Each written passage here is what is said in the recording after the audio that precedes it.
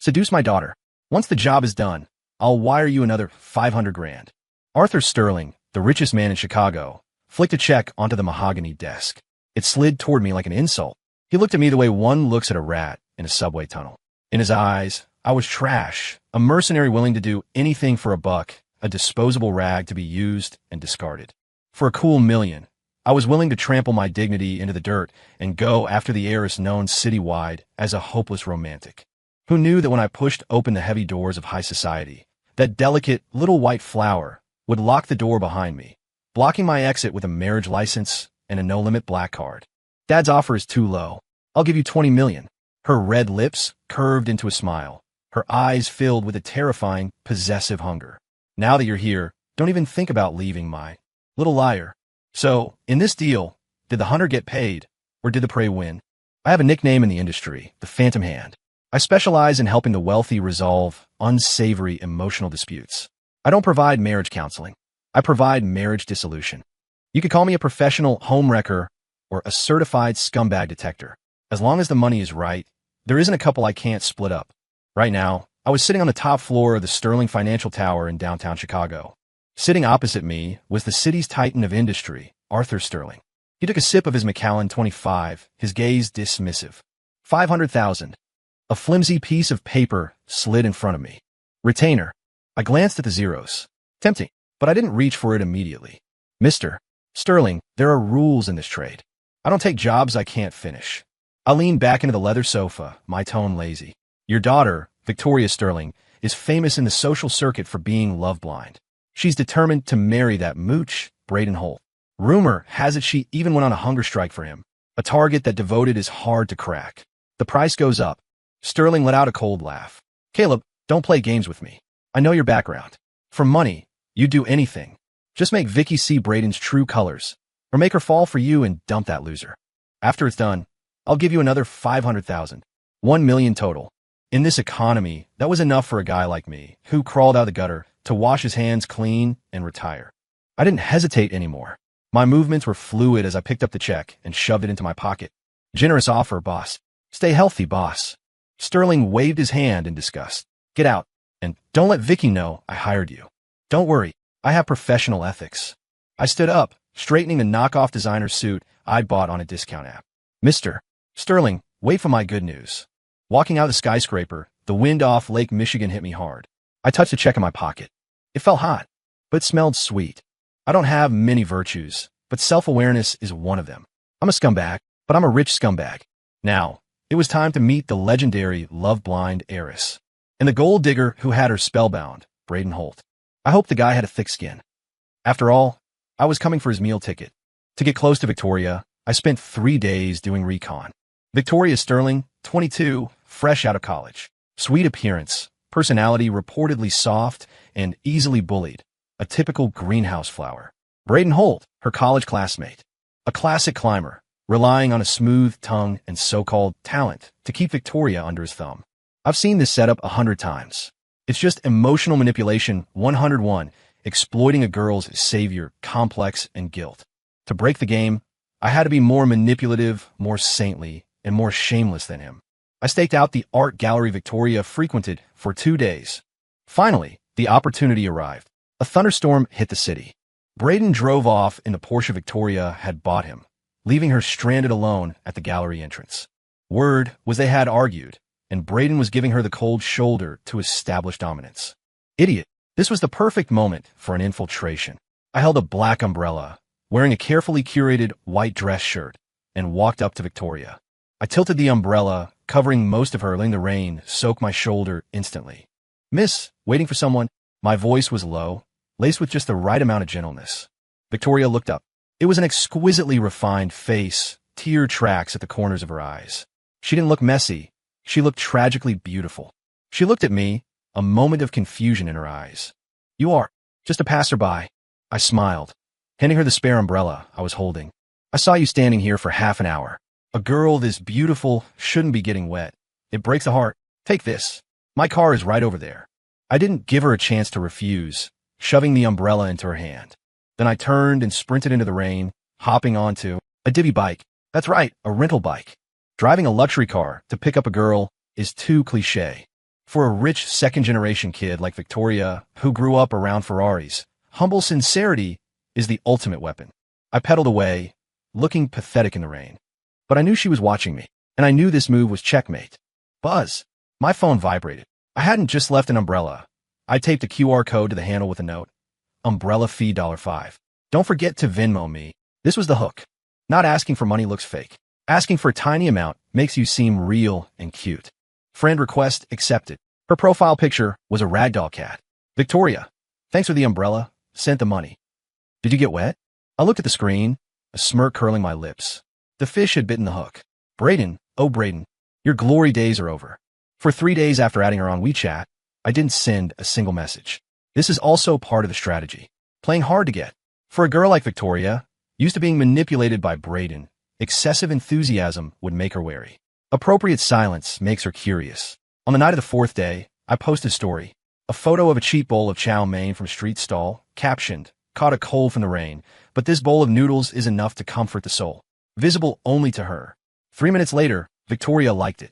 5 minutes later, she messaged, you caught a cold? Was it because you gave me the umbrella that day? I replied instantly, it's nothing, just the sniffles. I just couldn't bear to see you crying so hard that day. After all, a girl's tears are pearls. They shouldn't fall on the ground.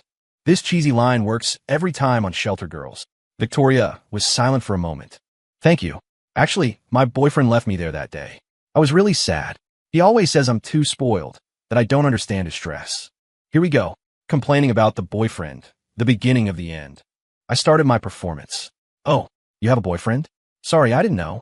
I shouldn't be talking to you then. It wouldn't be good if he misunderstood. Though, if it were me, I absolutely wouldn't let my girlfriend wait in the rain for so long. But I'm just an outsider. I have no right to judge. Go make up with him. Don't let him stay angry. This combo is called retreat to advance. Show boundaries, subtly trash Brayden, then act mature and push her away. No woman can resist this contrast. Sure enough, Victoria panicked. I don't blame you. He was being too much, and you're much better than him. You didn't even have money for a cab, but you gave me the umbrella. Your name is Caleb, right? I want to treat you to dinner to thank you. I looked at the screen and sneered. Brayden, that moron, had a winning hand and played it like a fool. A heiress of Victoria's level is meant to be pampered, not neglected. No need for dinner. A poor guy like me can't afford high-end restaurants. I'd just embarrass you. If you really want to thank me, just walk with me by the river for a bit.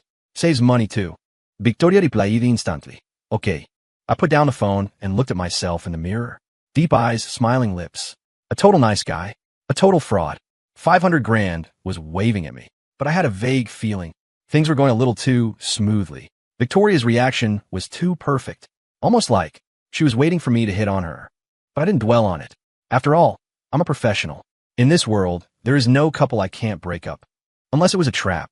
We met at the Riverwalk. 8 p.m., the night breeze was cool. Victoria wore a white dress, hair down, looking as innocent as a high school student. But I could tell at a glance the dress was couture, and the seemingly simple red string on her wrist held a charm worth 6 figures. This is how the rich do low profile. Caleb, she saw me, waving with a smile, and trotted over. No airs, even a little. Excited? Wait long. She stood in front of me, slightly out of breath, eyes sparkling. No, just got here. I handed her a bottle of room-temperature water I'd prepared. $2 water, don't mind it. Victoria took the water, opened it, and took a sip, her eyes curving into crescents. It's very sweet. We walked along the river. I deliberately kept a distance of 1.5 feet. Neither intimate nor distant. Where's your boyfriend? Didn't accompany you? I asked, knowing the answer. The smile on Victoria's face faded. Him? He's busy. Says he's building a startup. Took my money to treat his brothers to dinner. She kicked a pebble on the path, her tone lonely. Caleb, tell me, am I stupid? Everyone says he's after my money, but I always feel like he loves me. Opportunity knocked. I stopped, turned around, and looked at her earnestly. My gaze had to be deep, focused. Victoria, in my eyes, you're not stupid. You're just too kind. If I were him, I wouldn't let you pay a dime. It's a man's duty to provide. Even if I had to lay bricks or deliver food, I would give you the best, because you're worth it. I said this with absolute sincerity. In reality, I was thinking, if you give me 500 grand, I would totally go lay bricks. Victoria froze. She looked at me, her eyes slowly reddening. Suddenly, she took a step forward and grabbed my hand. Her hand was cold and soft. Caleb, you're so good. 10,000 times better than Brayden. How about you be my boyfriend? I froze too. Isn't this moving a little too fast? I just wanted to be the backup. You want to promote me to starter? If I become a boyfriend, how do I explain this to Arthur Sterling? Victoria, that's not appropriate. We've only known each other a few days. I tried to use the hard-to-get tactic, but Victoria didn't play by the rules. She suddenly stood on her tiptoes, leaning close to my face. Those originally innocent, wide eyes now flickered with a light I couldn't understand. It looked like greed, or perhaps the excitement of a predator spotting prey. Caleb, she whispered in my ear, stop acting. I know who you are, and I know my dad hired you. A chill shot down my spine, cold sweat instantly forming. I'd been made. Career suicide? I was just about to step back and explain it was all a misunderstanding when Victoria gripped my hand tighter. Her strength was shocking. Nothing like a fragile little flower. The corner of her mouth curled into a sickly smile, her voice so sugary it made my skin crawl. But I don't care. I got bored of that waste of space Braden ages ago. I was just wondering how to dump him. Since you delivered yourself to my doorstep, handsome, smooth talker. She extended a finger, tracing it lightly over my Adam's apple. I'll accept the offering. 500 grand, right? I'll give you 20 million. From today on, you're mine. You're only allowed to be nice to me. You're only allowed to lie to me. Do you understand? My little liar. In that moment, looking at this angel smiling like a demon, I had only one thought. I am screwed. This wasn't a love-blind innocent. This was a max-level psycho boss. Arthur Sterling, you set me up. I was stunned by Victoria's reverse Uno card. Usually, I'm the one setting traps. Today, the hunter became the hunted. But I'm a pro. My first reaction wasn't to agree, but to run. This woman's eyes were wrong. That wasn't the look one gives a boyfriend. It was the look one gives private property, filled with suffocating paranoia. I tried to pull my hand back. Miss Sterling, funny joke. I have professional ethics. Since I took your dad's money, I follow the rules. I'll return the money to Mr. Sterling. Let's pretend we never met. I turned a bolt. Before I took 2 steps, my phone buzzed. Not a text. A bank notification. Deposit received. $5,000,000,000 USD. I looked at the string of zeros, my feet suddenly glued to the pavement. Then, Victoria's voice floated ghost-like from behind me. Caleb Cole, male, 26. Lives in a studio in the South Side. Has a gambling addict uncle. You have a good reputation in the industry, but if I tell my dad you took his money, betrayed him immediately, and tried to sleep with his daughter. She paused, laughing clearly. Do you think you'll ever work in this city again? I froze. This wasn't a flower. This was a Venus flytrap. She had dug up my entire history. I took a deep breath, turned around, and plastered on my standard professional fake smile. Boss, what are you saying? Professional ethics? In the face of absolute wealth, that's garbage. From now on, I'm your man. Victoria walked over satisfied. She reached out and fixed my slightly messy collar, her movements gentle as a devoted wife. Good boy, you took the money. Now do the job beautifully. Tomorrow night, Braden is hosting a party at the Peninsula Hotel, pretending to be a big shot with my supplementary credit card. I want you to accompany me. I raised an eyebrow. To do what? Cause a scene? Victoria shook her head, a trace of mockery in her eyes. No, to let him know he's been fired. And you are the new favorite. The Peninsula Hotel, Chicago's playground for the rich. Braden, that son of a bitch, really knew how to spend. He'd booked a luxury suite, inviting a pack of freeloading friends. When we pushed the door open, the room was thick with smoke. Braden was standing on a table, champagne in hand, face flushed, bragging loudly. Let me tell you, Victoria, that dumb broad, is totally obsessed with me. If I say jump, she asks how high.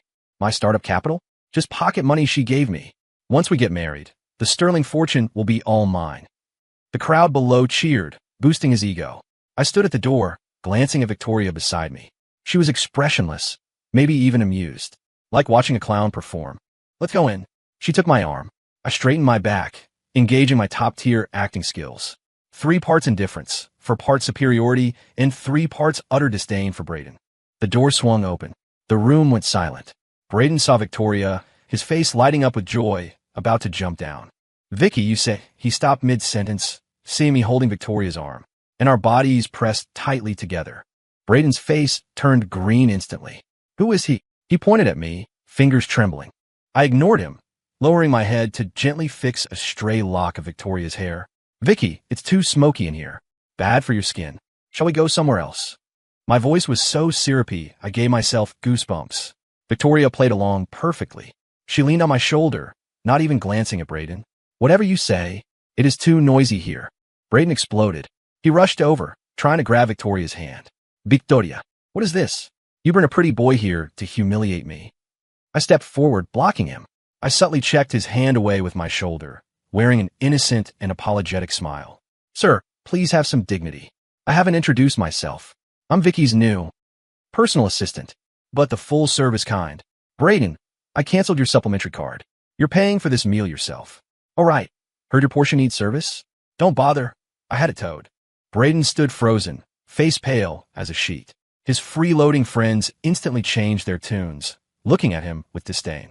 I watched Braden, looking like a stray dog, feeling zero sympathy. If you're going to live off a woman, you need skills. Someone like him, who bites the hand that feeds him, deserves to starve. Let's go, Caleb. Victoria took my hand, turning to leave, leaving behind Braden's hysterical screaming and the sound of smashing bottles. Walking out of the hotel, I let out a breath. Boss, how was the performance? Victoria stopped, turned, and stared dead at me. Under the streetlights, her expression was unreadable. Performance? She asked softly. Caleb, who told you that was acting? She suddenly leaned in, planting a kiss on the corner of my mouth. Cold, but smelling of gunpowder. You're mine. That was the official stamp. Although Braden was out, I still needed to give Arthur Sterling an explanation. The old fox wanted hard proof, evidence of Braden's moral bankruptcy. Only then could he destroy Braden without his daughter hating him. Even though the daughter had already gone to the dark side, we still had to follow protocol. I called my old partner, Lexi, a professional actress with Oscar-worthy skills, specializing in wealthy cougar fishing schemes. The script was simple. Braden was now cut off, carless, desperate. At this moment, a lonely rich woman driving a Ferrari appears. He'd bite immediately. In the surveillance room, I watched the screen. Braden was eagerly pouring wine for Lexi, his fawning expression even more disgusting than when he sucked up to Victoria. Lexi just hinted she was recently divorced and looking for someone caring. Braden immediately started his sob story. Actually, my ex-girlfriend was a psycho. Controlling, cheap, didn't know how to treat a man. I wanted to dump her ages ago, if it weren't for her family having a little money. Baby, meeting you, I finally know what a real woman is. I wore headphones, shaking my head. This guy was hopeless. If this recording got out, Sterling would skin him alive. Suddenly, a hand rested on my shoulder. I spun around, startled. Victoria had entered silently, holding a glass of red wine, watching the screen with interest. TSK. Dirty mouth. She swirled her wine, no anger on her face. Instead, there was a excitement of watching a show. Boss, is this enough evidence? I took off the headphones. Enough. Victoria sipped her wine, lips blood red. But just a recording is boring. Since he loves rich women so much, let him pay a price. She put down the glass, pulled a contract from her Hermes bag, and tossed it on the table. Make him sign this. I picked it up.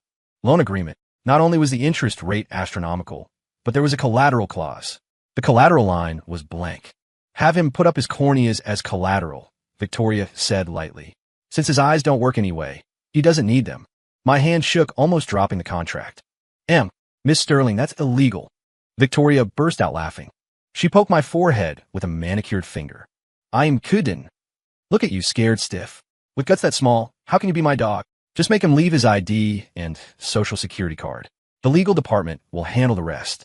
I want him spending the rest of his life paying off debt. She turned to leave, her heels clicking in the empty room. I wiped the cold sweat from my forehead. This woman was truly crazy. Irrational, high IQ, kind of crazy. I suddenly felt a pang of pity for Braden. Of all people, he messed with his demon queen. At the same time, I started worrying about myself. I was riding a tiger now. This money was going to be hard to keep. Braden signed the contract. Greed was his fatal flaw. Lexi told him signing would get him a $200,000 startup fund and a ticket in a high society. He believed it. The moment he signed, I kicked the door open with Victoria. The air in the private room froze. Braden held the pen, grinning like he'd won the lottery. Seeing us, his smile stiffened, slowly turning into terror. Beak.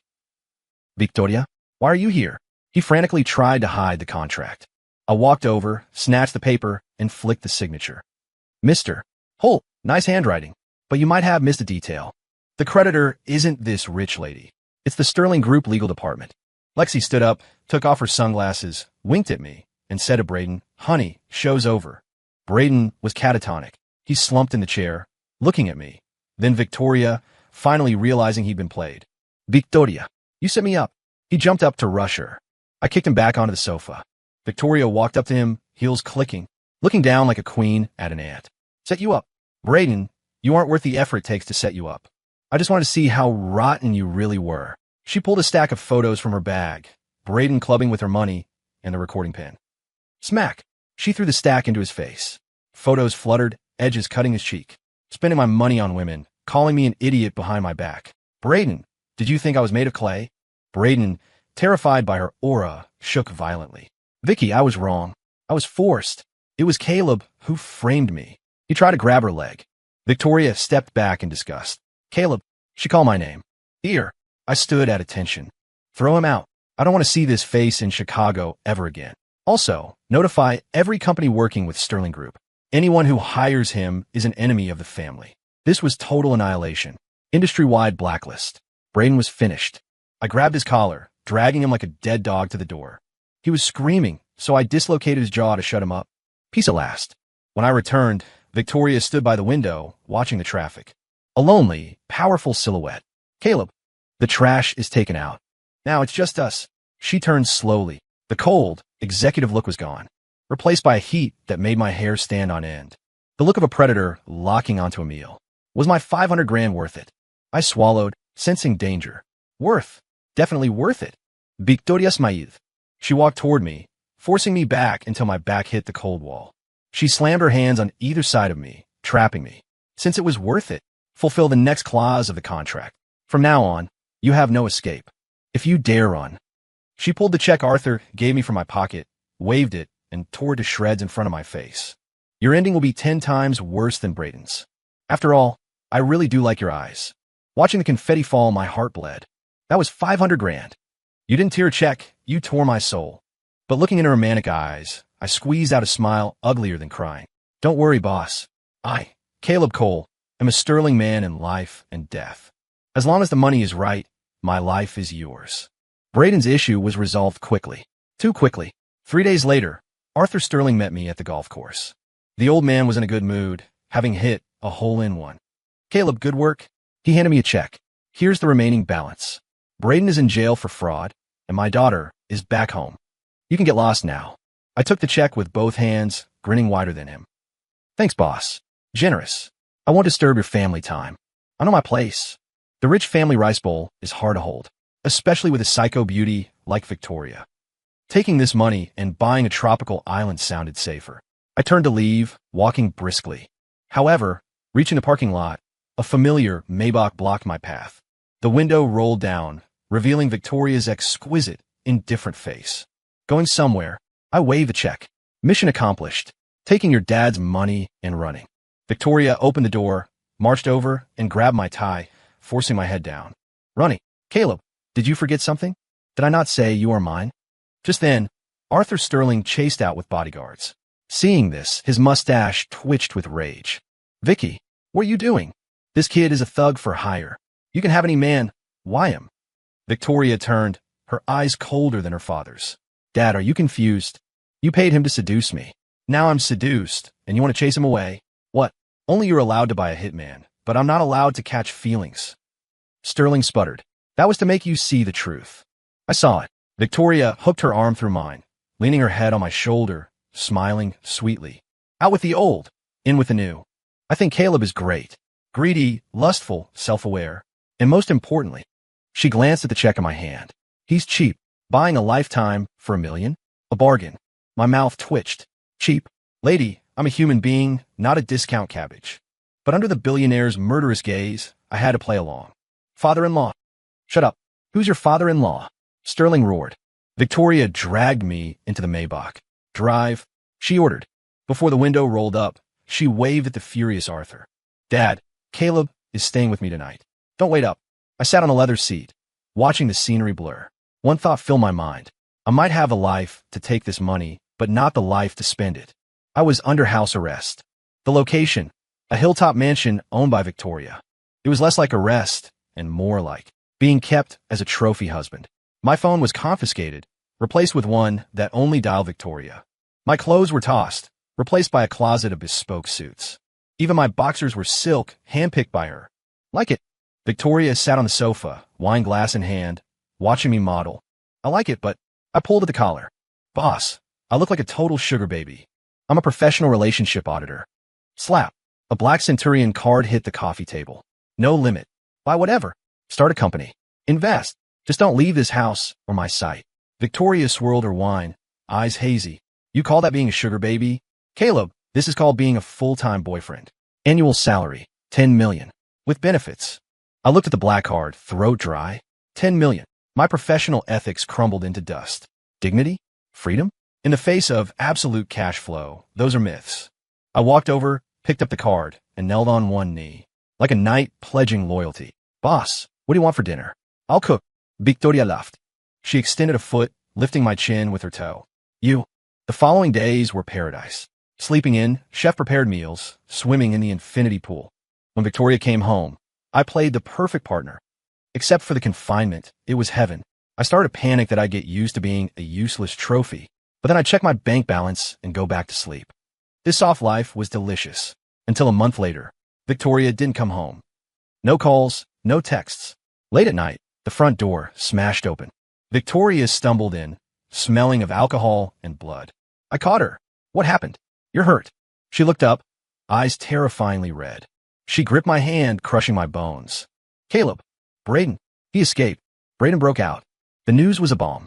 He bribed a guard during a transfer. The blood on Victoria was her driver's. Her car had been rammed. He texted me. She handed me her phone, shaking. Unknown number. Victoria, if I'm going down, you're coming with me. And that pretty boy, I'm going to gut him. I read the text, back cold. He was coming for me? Caleb, go. Victoria pushed me away. It's not safe. I'll have a chopper take you out of the country. You got your money. No need to die with me. I looked at her pale face. This domineering woman was trying to save me. I grabbed her hand. Go. Go where? Boss, did you forget? I'm your property. Property doesn't walk away. I pulled her into a hug. Besides, I took so much of your money. If I run now, that's breach of contract. Victoria froze, then burst into tears, burying her face in my chest. We didn't sleep. The next day, Braden arrived. He drove a stolen truck, smashing through the estate gates. Alarms blared. Bodyguards rushed out. But Braden was strapped with homemade explosives, holding a lighter, screaming like a ghoul. Victoria. Caleb, get out here, or I blow this place to hell. The guards held their fire. Victoria tried to run out. I stopped her. I'll go. I fixed my suit and hair in the mirror. Are you crazy? She screamed. Relax. I winked. I deal with scumbags.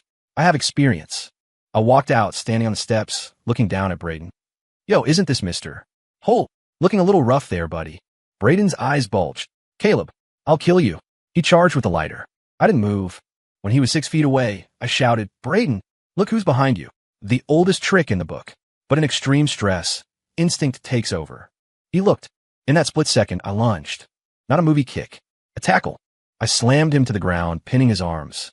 Now, I yelled into my earpiece. Bang. The sniper took the shot. Braden's hand shattered. The lighter flew. Guards swarmed him. Crisis over. I lay on the ground, gasping. Terrified. Victoria ran out, falling to her knees, touching my face. Caleb, are you okay? I looked at her ruined makeup and laughed. I'm good. Suit's dirty, though. Boss, is this workers' comp? Victoria kissed me, tears salty in my mouth. Yes. Anything you want. My life is yours. Braden was gone for good. Jail for life. And me? I failed upwards. Arthur Sterling finally approved of me. A man willing to die for his daughter earned respect, even if he was a mercenary. 3 months later, the wedding of a century. Groom, Caleb Cole. Bride, Victoria Sterling. I stood on the stage in a white bespoke suit.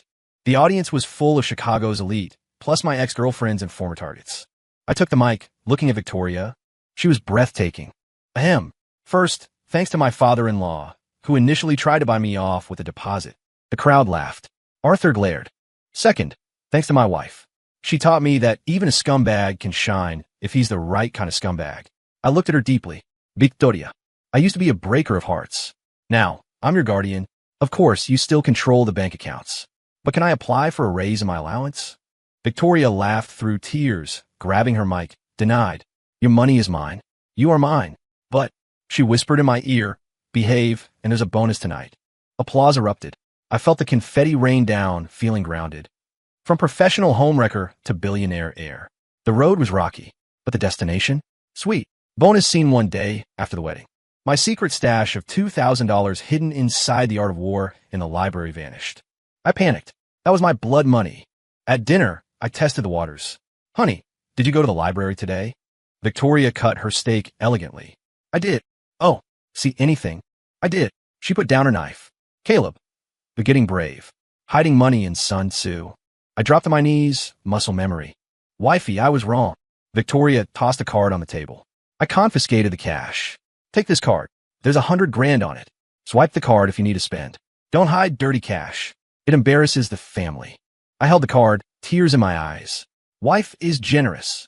Long live the queen. Victoria rolled her eyes, corners of her mouth twitching up. Idiot. Eat. I shoveled food into my mouth. The soft life. It tastes extra sweet today. Story complete.